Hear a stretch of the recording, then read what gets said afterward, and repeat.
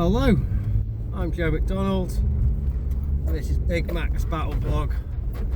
Just got sent out to pick up some UXOs that our demining teams have found, and yeah, picked that up successfully.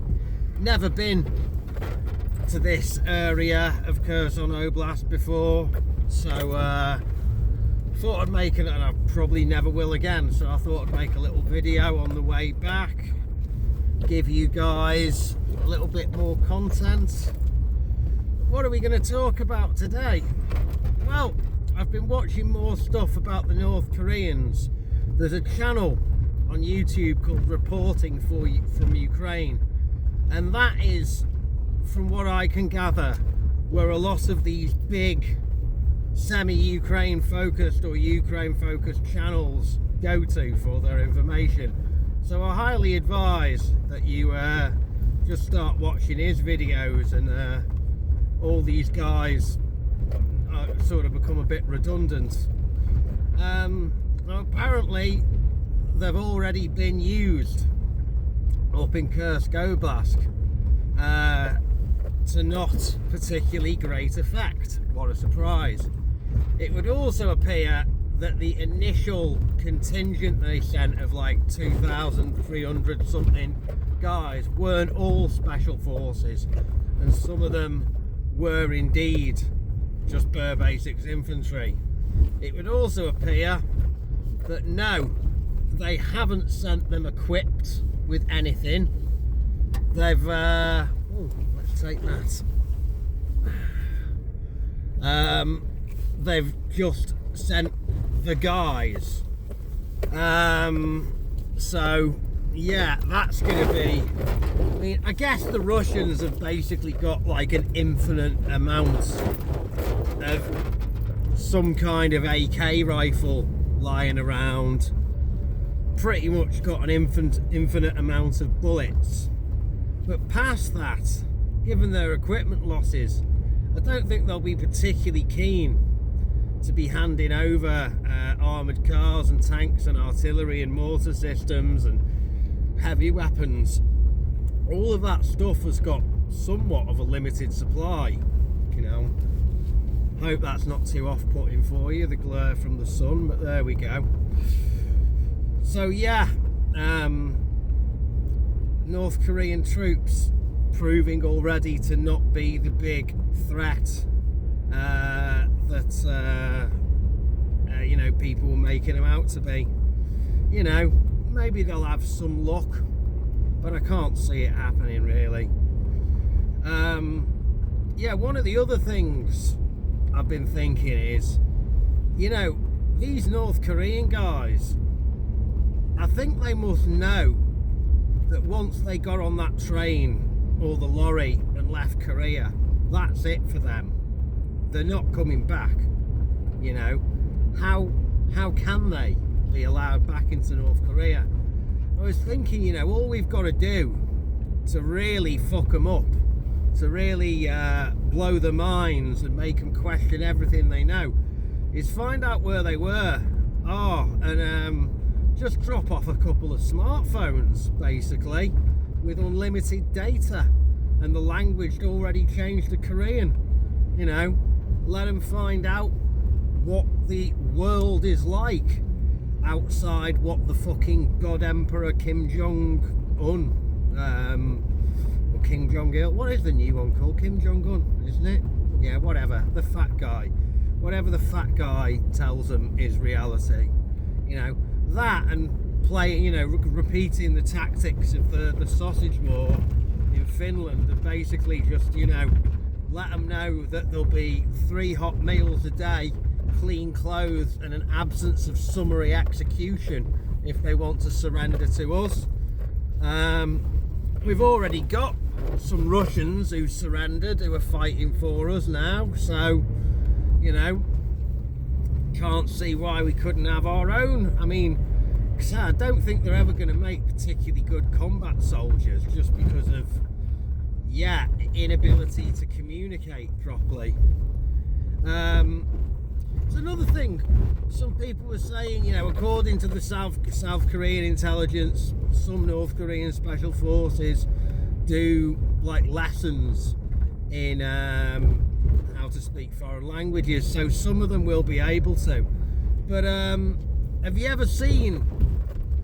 I'll recall an anecdote I got told for you by some business friends of mine that they were doing business in China and other countries around China, and at one meeting when they were in Singapore, this Chinese guy turns up, and on paper he's meant to be fluent in English, but he's never spoken to English people or Australian people or anything before.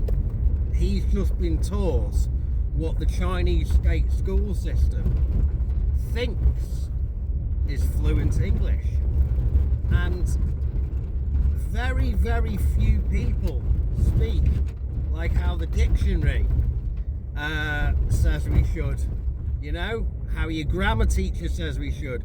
There's people use incorrect grammar, and they also use slang, abbreviation, bits of regional dialects all the time.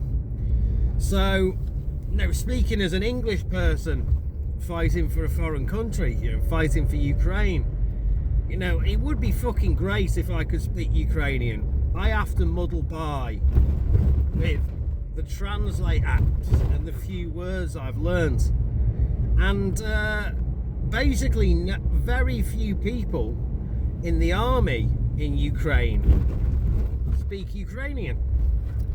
They speak Shuzhik, which is a mix of Russian and Ukrainian, and Shuzhik can be Ukrainian with a few Russian words, or it can be Russian with a few Ukrainian words, or it can be this god-awful mix of village mash-up of the two languages, including a load of really old terms, a lot of metaphor, a lot of sayings, you know. I went through a phase of trying to translate. So we have a group on one of the messenger apps for our platoon. You know, people put the kill videos up on there and say when they've found new targets and what the password is and blah blah blah, you know, that kind of thing.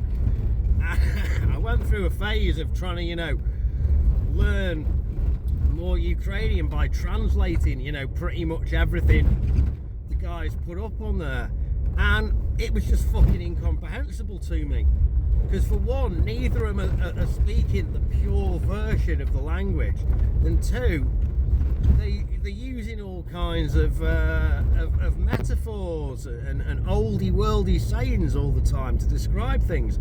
So it's just fucking incomprehensible.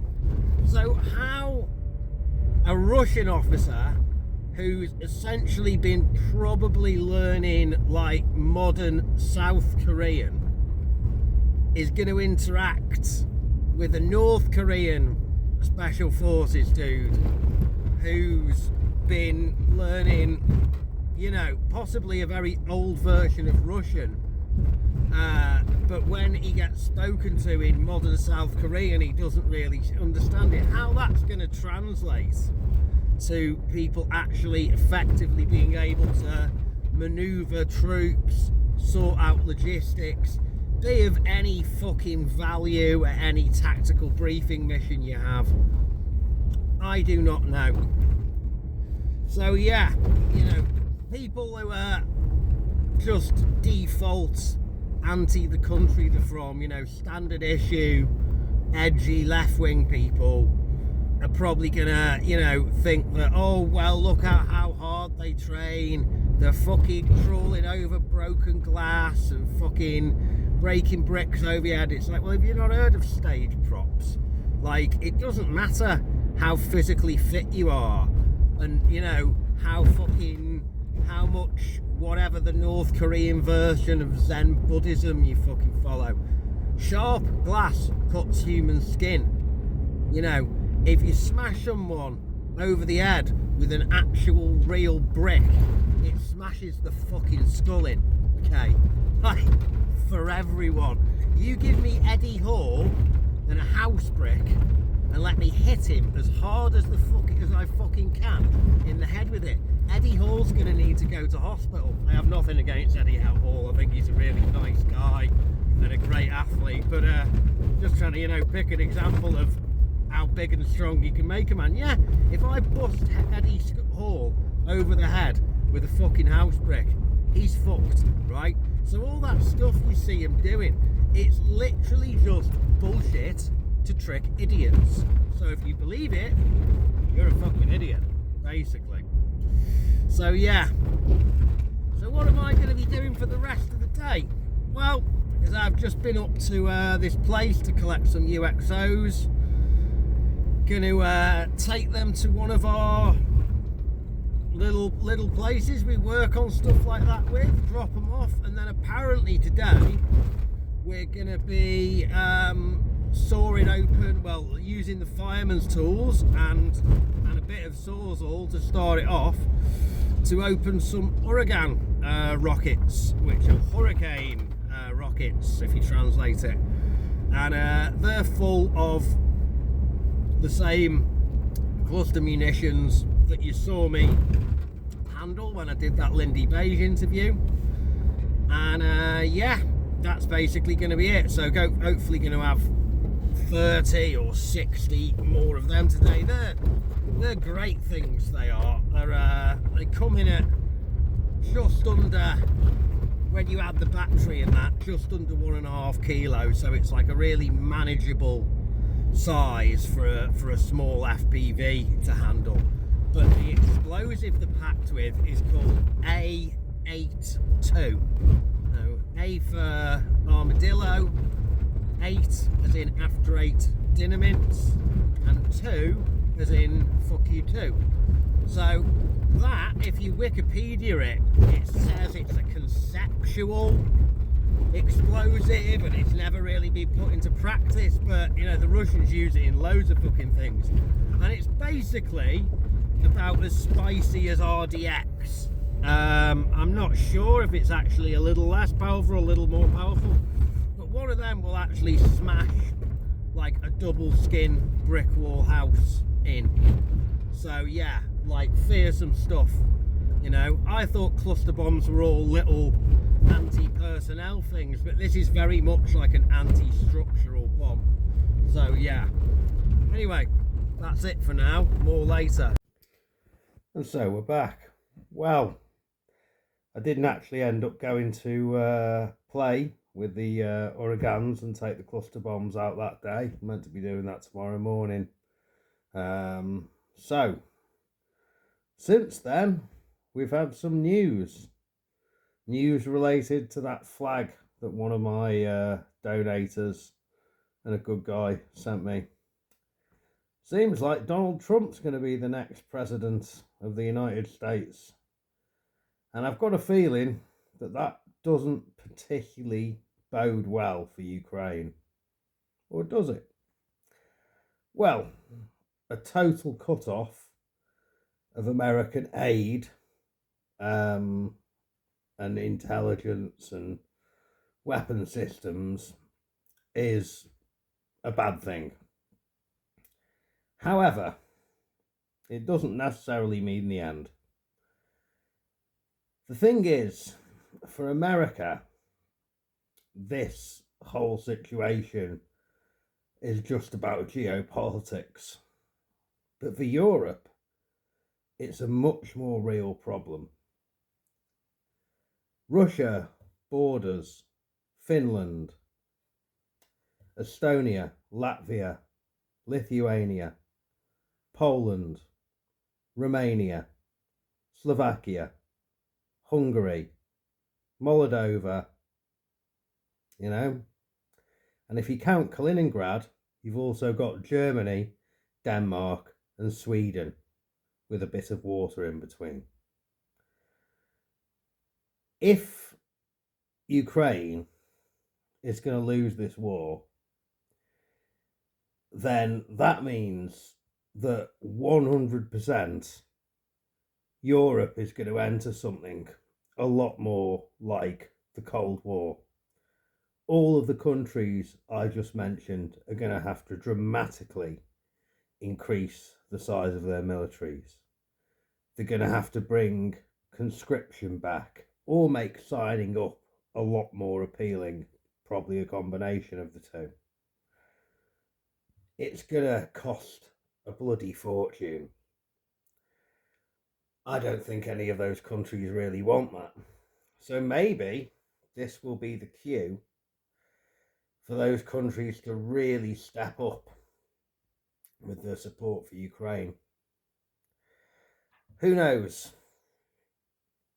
As far as I'm aware, they're still counting the votes at this moment, and it's not 100% that Donald Trump is in, but effectively it is based on the votes they've already counted. Like, he's won. So yeah, let's see. I mean, he says he's going to do one thing, and then he doesn't really do it, i.e. border wall. So yeah, let's find out. Anyway, goodbye from me, Joe McDonald, at Big Max Battle Blog, and as always, to our pro-Russian and Vatnik listeners, Idi Nahoy Zalupa.